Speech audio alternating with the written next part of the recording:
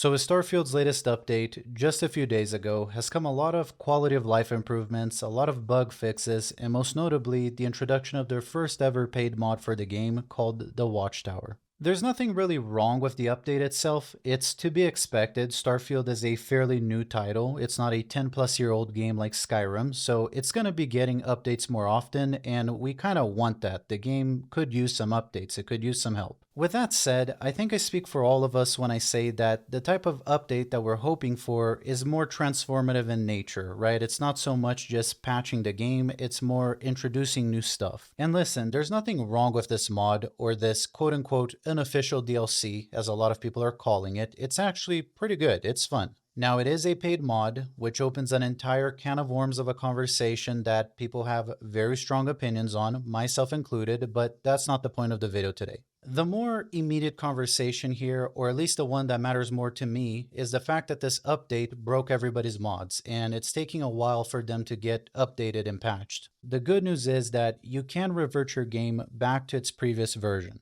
I'm going to be leaving you instructions on how to do that on the description of this video for PC only. I don't know how to do it for console. I don't even know if you can, but if you're on PC, this will take you maybe 5 minutes tops. And you're going to need to do that, at least for now, if you want to take advantage of what I consider the greatest mod collection ever made for Starfield. And that is Gate to the Stars. Now let me just say right off the bat that, at least for Starfield standards, this is a massive mod collection. It's sitting just a little bit over 500 mods. 500 mods.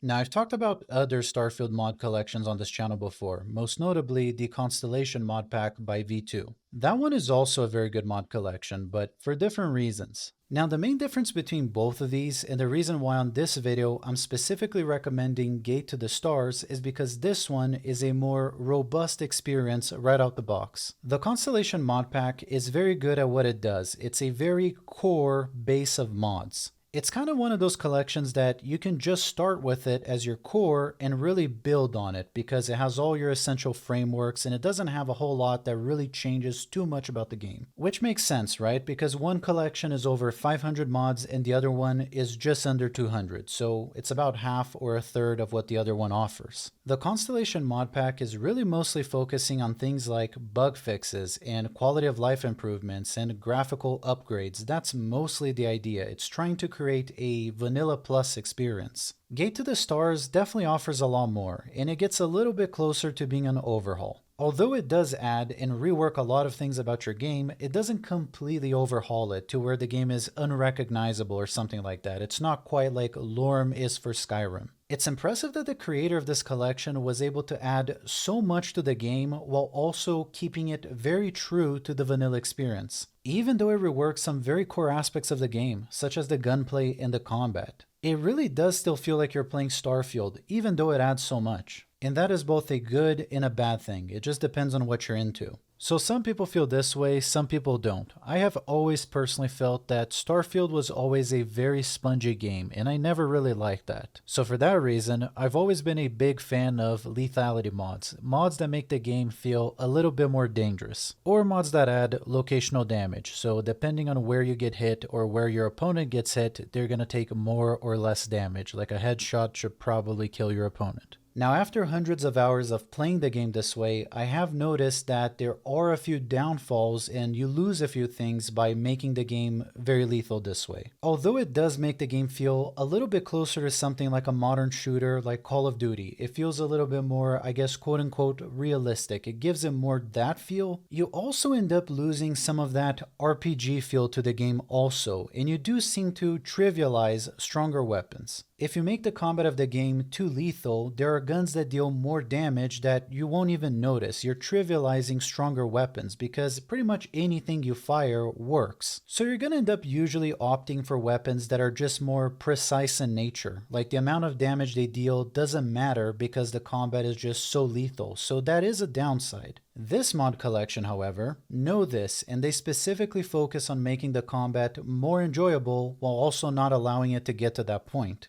They really preserve the RPG and Starfield combat experience while also it not being as spongy and as annoying. The mod that it uses to rework the combat is essentially a sub-collection of mods that all belong to the same pack that's called Starborn Knight Royal Combat Overhaul. So if you read the description here, it kind of explains how it's trying to add enemy variety while also not giving the enemies as much health as they level up type of thing and giving them more damage. And really the phrase that I feel summarizes the idea behind this mod and really showcases the mentality and what they're trying to avoid is this one right here. Recent trends in combat mods focus on three things: higher weapon lethality, headshot damage boost, and lower HP for leveled enemies. Royal mods stay true to vanilla balance while also improving key areas. NPCs gain 5 HP per level like Skyrim rather than Starfield's default 20. Weapons that were already strong remain unchanged, but weaker ones have been elevated. So that is the core essence of what it's doing, and I'm a fan. I like it a lot. I thought I was not going to like it, but I do.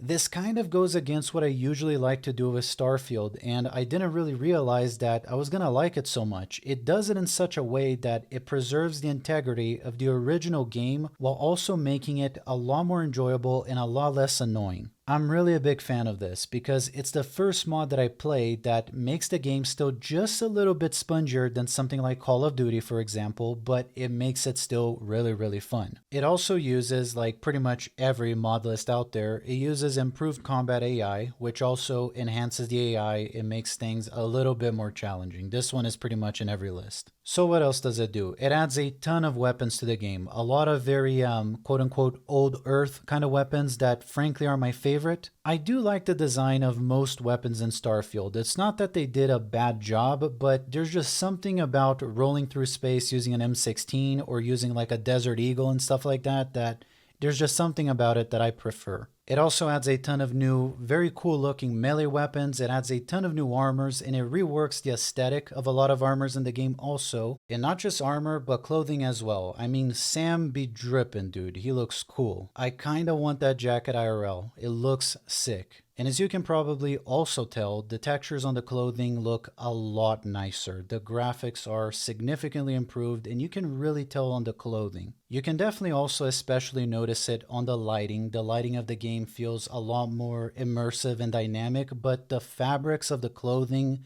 look really, really nice. And it does also use a lot of those same mods that fix a bunch of bugs, introduce a bunch of quality of life improvements, and just in general make the game look and feel better. It does, however, in my opinion, add a few armors to the game, such as the Sentinel ones, that I think are kind of a bit overpowered. I haven't really seen a single enemy dropping one of those yet, so I haven't been able to loot it, but you can buy it for way too cheap in my opinion. They should be a lot more expensive. But they are very cool looking, and they have some really cool powers. Some of them deflect bullets, while others can make you go invisible, so they have some really cool stuff that they do. And in fact, you know, even if you do choose to use them, because the enemies deal so much damage, you're still gonna die. It's not like these armors make you absolutely invincible to where it breaks the game, you know, especially if you're changing some of those settings that we talked about. I don't feel like they break the game, but I do feel like they're a little bit too powerful. And they're also just way too cheap. You have access to these very early on in the game. Pretty much the first time you go to Aquila, you can pretty much already afford these armors. Which kind of ties into my last point here, which is my main and only criticism for the collection.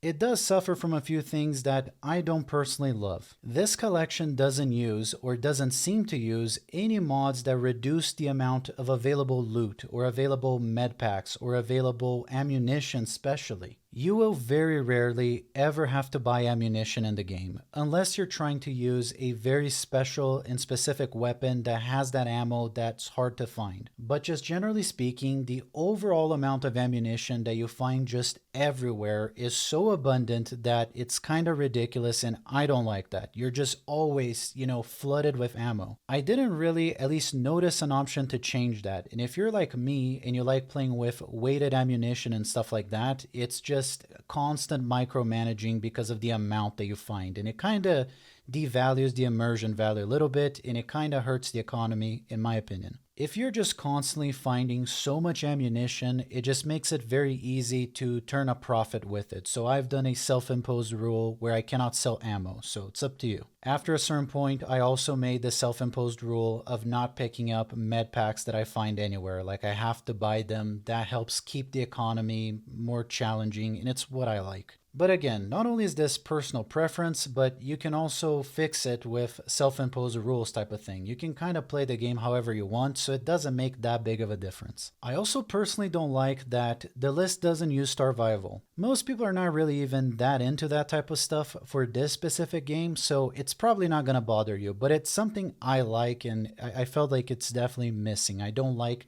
the vanilla survival experience. It kind of sucks. And like I had just said, it does suffer from an overabundance of items that I don't think need to be there. So some self-imposed rules are in order for sure, at least for me. So what else does it do? Oh, but wait, there's more. It adds more ships and ship parts to the game. It adds a lot of those tweaks and quality of life improvements to the ship builder that the vanilla is definitely missing. And it does make some improvements to the outpost system of the game. On that side of things, from what I was able to observe and what I read and played, it doesn't really like overhaul the settlement or quote-unquote outpost system of the game. It just adds more to it. It doesn't intrinsically improve or completely overhaul this system from the ground up. To be honest with you, I don't even know why this is in the game. I don't personally like it, but I know that some people do. Not to go on too much of a tangent here, but I don't know why Bethesda just insists in adding this whole outpost and settlement system to every single one of their games now. I don't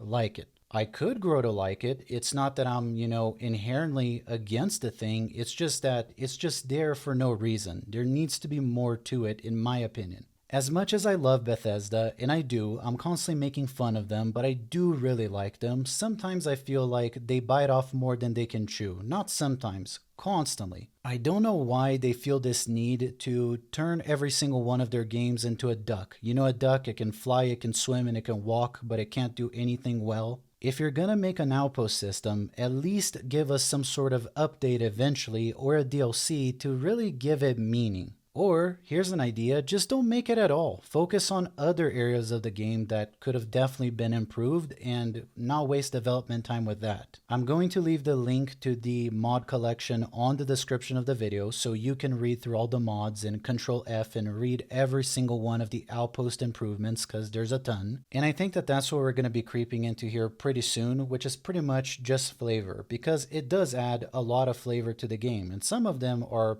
to my liking and preference, like the free rent stuff. It does add some collectibles to the game, like this one. You can collect the manga from free rent, which I love free rent, so that was, to me personally, that was really cute. But you might not be into it, but it adds a bunch of those little chotskis. I think this is a good point to start ending the video because that's the territory that we start getting into, like things like the reflections on your helmet, for example. I didn't even mention that. I don't know if you were able to tell, but if you noticed on some of the footage that I'm showing here, you can see like light reflections on the glass of the helmet and stuff like that, which to me is really cool, super immersive. Also really quick, I almost forgot to mention this, it does rework and add a lot to the perk tree in the game. If I can find it here really quick, digging through my footage, you should be able to tell that it adds a few different perks, especially to the first column. There's quite a few new ones, which is pretty cool, and then there's others that have just been reworked, but it adds more, and that's always good. If you stuck with me till the very end, as always, I thank you very much for your time. If you did in fact like this video, please don't forget to hit the like button. It really helps me out. And if you want to see more videos like this in the future, also don't forget to subscribe. And if you want to make sure you don't miss any of my uploads or any of my updates, don't forget to turn on the notification bell down there.